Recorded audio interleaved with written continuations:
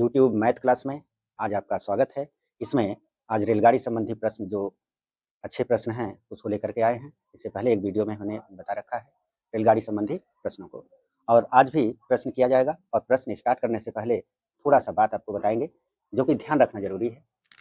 देखिए, एक ट्रेन है जिसकी जिसकी चाल v1 है, बाएं से दाएं की तरफ जा रही है। दूसरी ट्रेन है, ये भी इसी दिशा में जा रही है, उसकी चाल v2 है। तो क्या करते हैं, जब एक ही दिशा में दो ट्रेनें चलती हैं तो आपेक्षिक चाल निकाल लेते हैं, सापेक्ष चाल निकाल लेते हैं। सापेक्ष चाल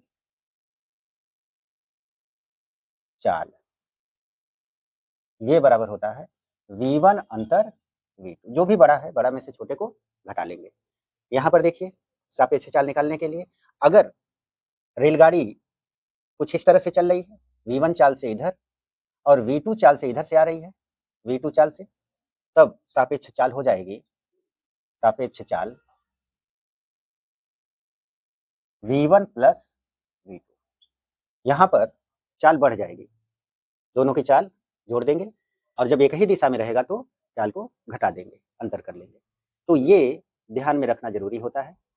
अब इसके बाद आपको प्रश्न बताएंगे, इसको दिमाग में रख लीजिए। क्या हमने बताया है, एक ही दिशा में चलेगी, यहाँ लिख देते हैं एक ही दिशा,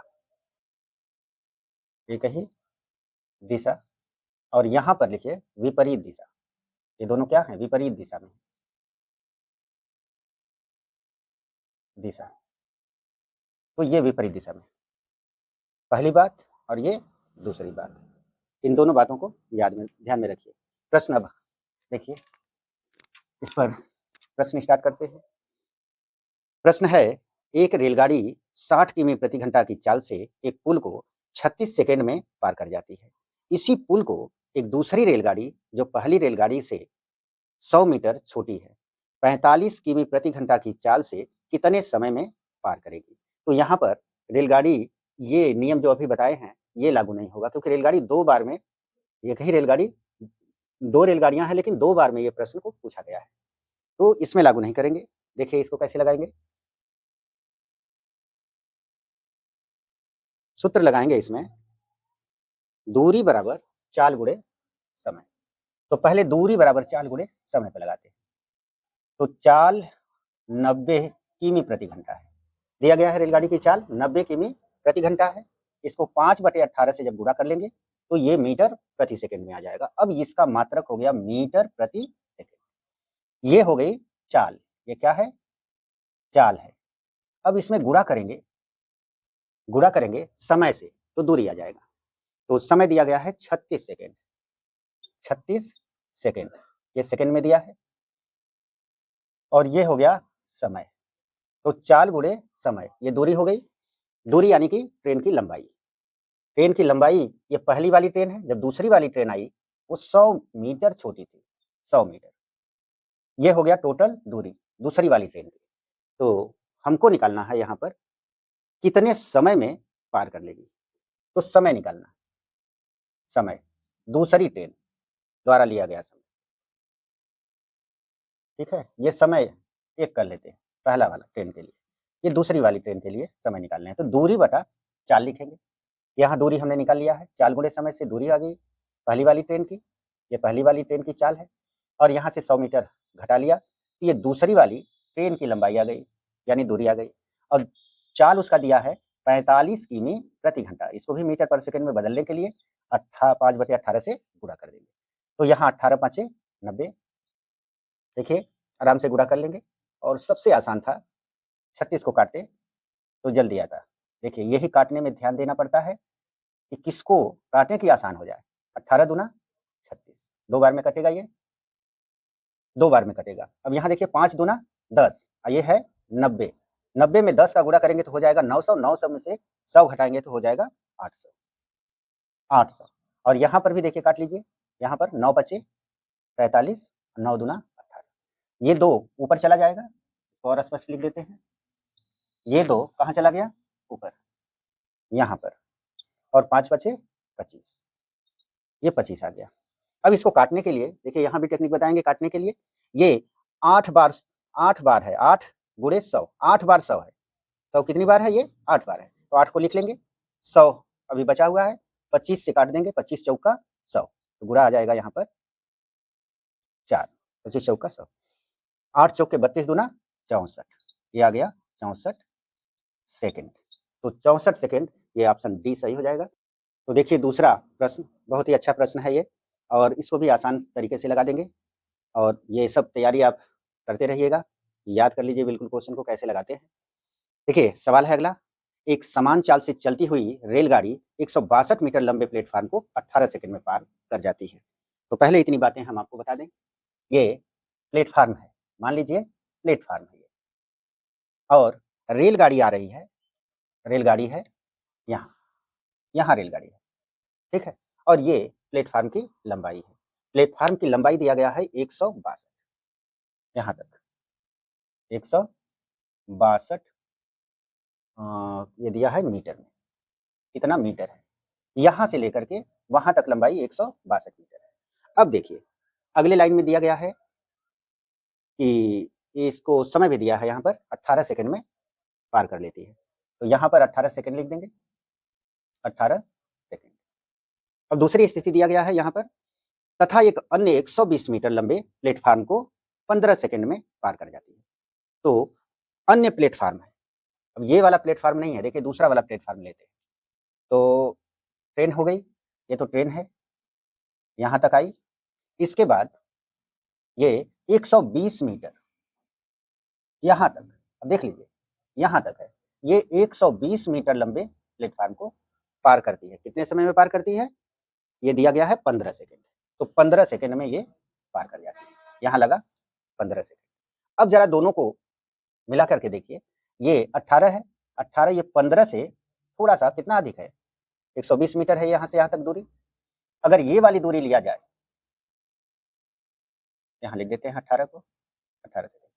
अगर ये वाली दूरी लिया जाए तो बचा कितना है, 120 में से यहाँ पर देखिए अंतर 42, तो 42 मीटर ये बचा है, इसको चलना है 42 मीटर।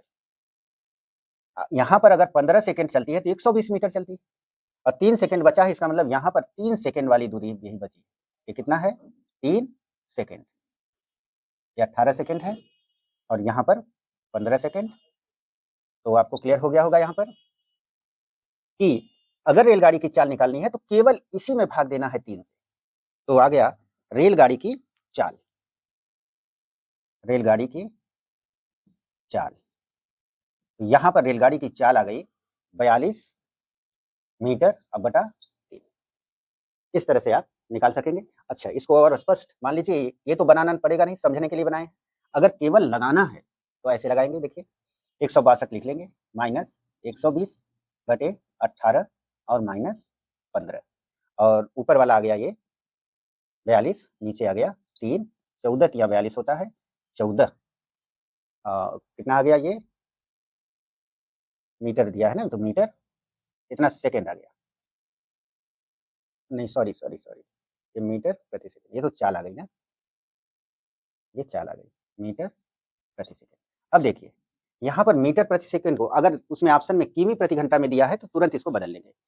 छोटा पैमाना है, छोटे पैमाने को जब बड़े पैमाने में लेके जाते हैं तो 5/18 का उल्टा करके गुणा करते हैं, 18/5। जब बड़े पैमाने में लेके जाएंगे तो बड़ा वाला अंक ऊपर रहेगा, तो छोटा वाला अंक नीचे। तो देखिए यहाँ पर 14 गुणे 18/5।